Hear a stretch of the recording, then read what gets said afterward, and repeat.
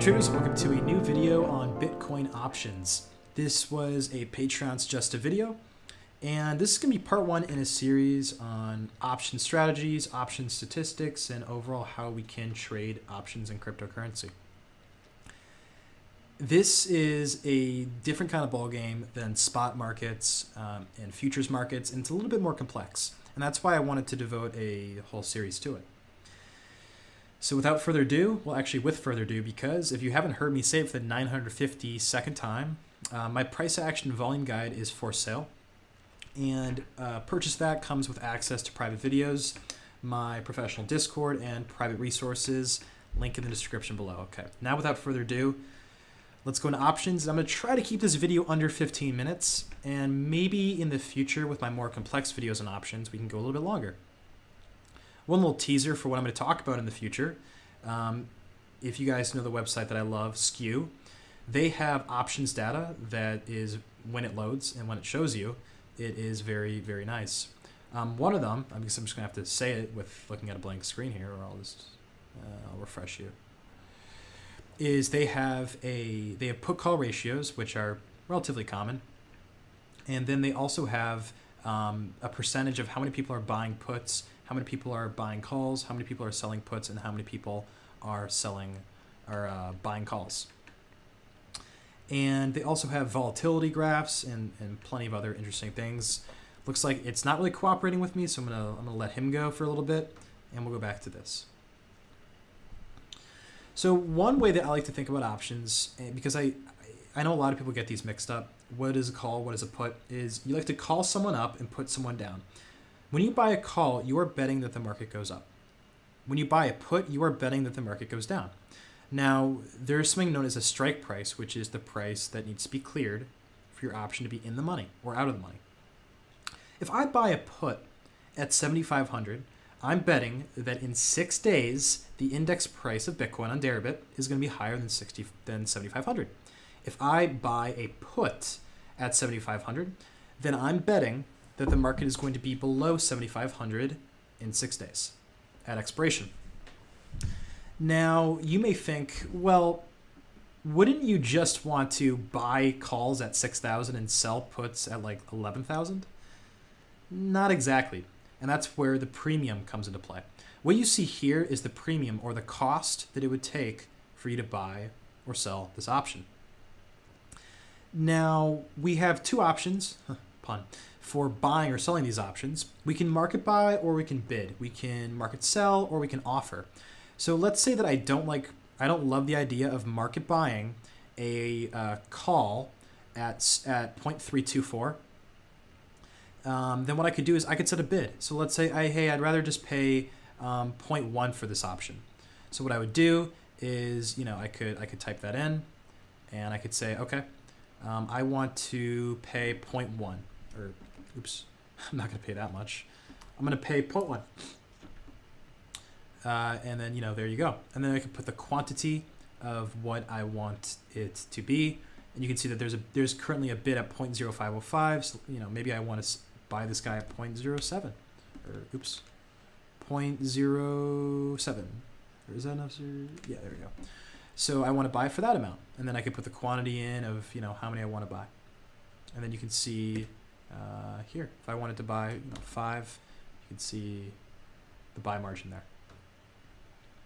Okay, now here's the thing. How do we know if an option is a good idea to buy? How do we know if an option is a good idea to sell? Two things. One is I have a handy dandy calculator that will help us out a lot. And two, we're going to be looking at something called implied volatility. Let's first use this calculator to calculate break-even prices. So let's take this example here, and let's say that we make a big mistake. We market buy at 0.3235 with a strike price of 6,000 because we say, hey, we're buying a call with a strike price of 6,000, betting that the market's going to be above 6,000 in 6 days. Isn't this a great idea? Well, let's go find out. I think I know the answer, and I think you guys might too, but let's see. So 0.3235, I believe it was. The price would need to be above 88.69 for you to be profitable if you were to buy at that premium. So that's not great. But let's say instead of market buying, we set a bid at 0.1. Well then, you would have to have price be above 66, above that number there. Now, you may wonder, well, okay, so now I understand. You're right. We can't really just market buy or just buy, a strike price that's really low on a call. What if we were just to set really low bids? Well, here's the issue. Look at volume. See how many transactions occurred? Yeah.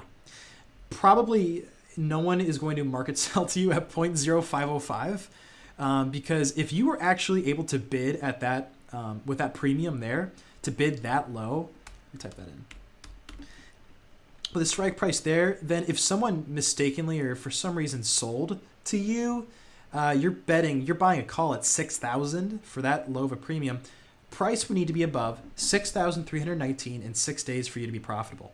Hey, let's say price ends at 8,300. You would make a lot. I mean, you'd make on that with one. You would make with the size of one, you'd make 0.2771 Bitcoin. Or you make $2,300 at settlement. If price is at 9,000, you'd make that. As you can see. With just a tiny purchase there of 0.0505, you could make, yeah. Wow. But the world doesn't work that way. And you may wonder, well, okay, so we can find out the break-even price, but the break-even price doesn't tell you everything. With buying these puts, with buying these calls, and with shorting these calls and shorting these puts, wouldn't it be great if there was an indicator that told us the expensiveness of options? There is. It is called implied volatility. It is everywhere. It's in the market. It's even in the order history here. You can see the implied volatility, the premium that they paid, and the size of their order. In the puts and in the calls, you can see 24-hour volume is pretty similar for today at least. Implied volatility, here's one rule of thumb. I don't want to explain all of it today because I'm trying to keep this under 15 minutes, but think about it this way, guys. You typically want to buy options with low implied volatility. That means that you're getting a good rate. You typically want to sell options with a high implied volatility. What does that mean? Well, what it means is that, hey, let's take a look at this 6,000 call again. Whoever is selling, here is selling at a great rate. If this was ever filled for whatever reason, they're selling at a very good rate because as long as the price is below, what was it? With 0.3235, as long as the price is below 88.69, that person's profitable. So they're going to be okay. Unless price is above 88.69. So if you were to put an offer here, you're putting an offer at a very, very good price, and that's why the implied volatility is so high. You don't want to buy an option when implied volatility is that high. But this is beautiful here. And these are like the dream scenarios if you ever get your bid filled with implied volatility this low, because it means that you're really getting an unbelievable deal, like what I had showed before. But that's not, really reasonable. Let's look for other kinds of implied volatility. Now, one thing you can do, let's say you're looking to buy a call. How about we look at the implied volatility of the offers of these? So this is the implied volatility of the offers here. Now, what I see is the lowest. You don't always just want to go for the lowest, but here we have an 8750 with an implied volatility of 89.1. Let's go find this out. So the offer's at 0.0305 for the premium. Let's go type in 0.0305 with an 8750. I want to see what the break-even price is for this. What was it? 0.0305, right? 0.0305, perfect. Yeah, so break-even of 90.25. Yeah, that's so you're betting that the market is going to be above 9,025 in 6 days, and you will be in profit. You will pay this much, and you will be in profit. Let's say the price is at. Let's see how much profit you'd make on that if price is at 9,100. Yeah, you'd make about $350. Sweet. So the thing with options, I have to say, is it's one way you can play them is low probability plays can pay a lot of money. You may lose a few times, but when you place bets like this that are quite small, but then price is something like this, the payoff can be quite nice on a small investment. So that's one benefit of options is your risk can be small, but your reward can be great. If you buy options, this is looking at longing options. But you can actually see, guys, that there's a big difference between going long on a call and going short on a call.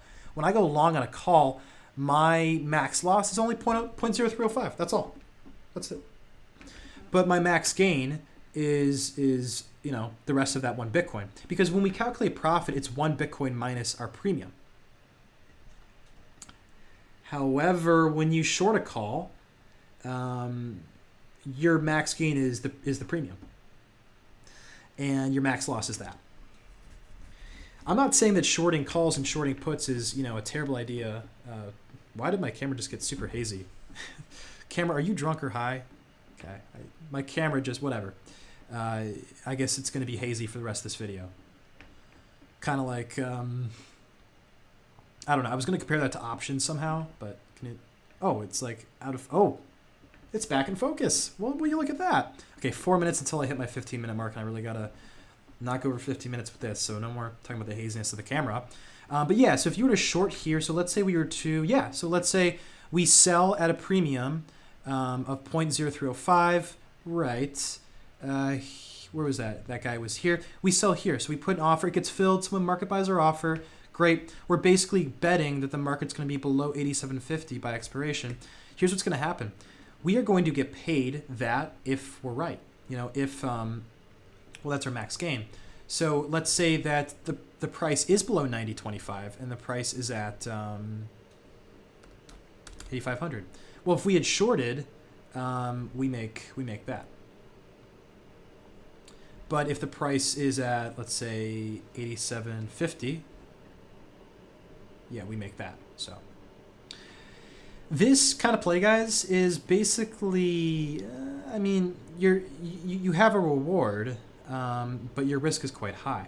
So this is kind of the thing that you have to think about. Think about it this way, guys. Shorting a call is not the same as buying a put. Yeah, buying a put means I'm betting that the market goes down. Yeah, shorting a call means that I'm betting that the market goes down. They both mean market's going to go down. At least I hope.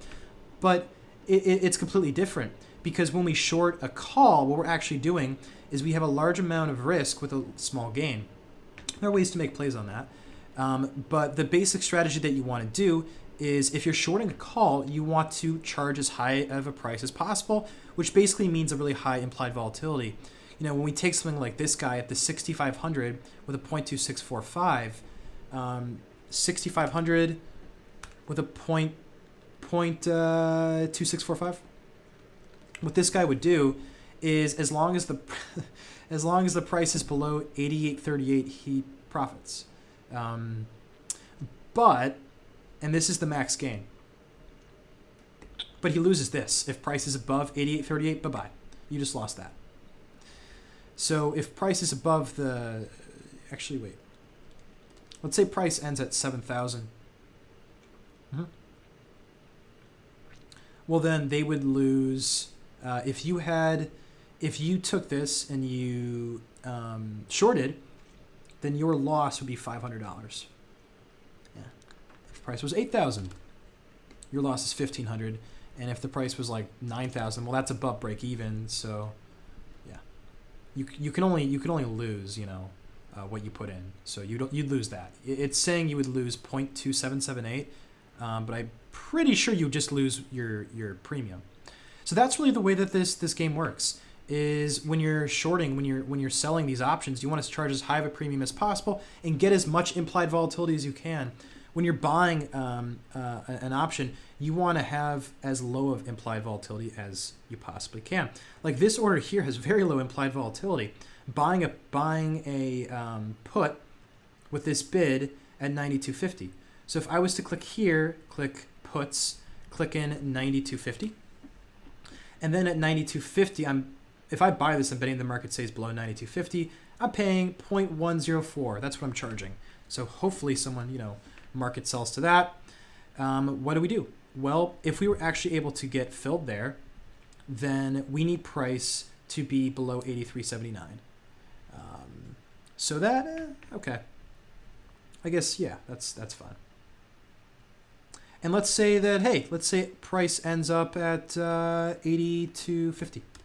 When we are able to bid with that. So if we bid that, then our profit would be $1,000. So that's why placing these bids, you know, at good rates here can work really well. But what I highly recommend, guys, and I went over 50 minutes. I failed. Okay, I'm gonna keep this under 15 minutes. Keep this under 16. This has been a very basic intro. I just kind of like went around, looked at a few things. We looked at volume on each one of these prices. We looked at implied volatility. The most important metric that we may have in options is implied volatility. And you can think about that as basically buy low implied volatility, sell high implied volatility. If I'm shorting a call or shorting a put, I want high implied volatility.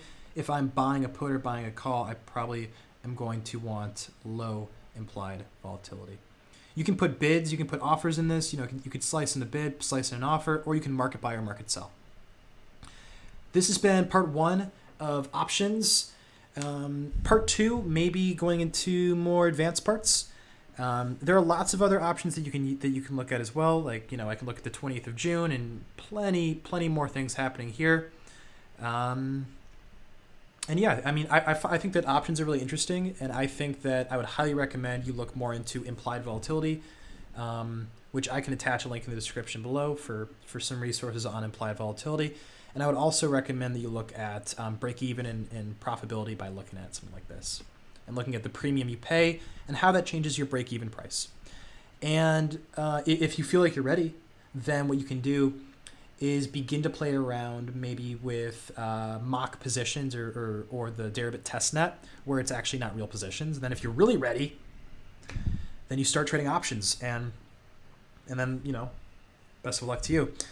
You can start buying calls and puts and shorting calls and puts and doing your thing. All right, that's gonna be it for this video. I hope this was helpful for just a very, very, very basic intro into the world of options. Happy trading. See you guys soon.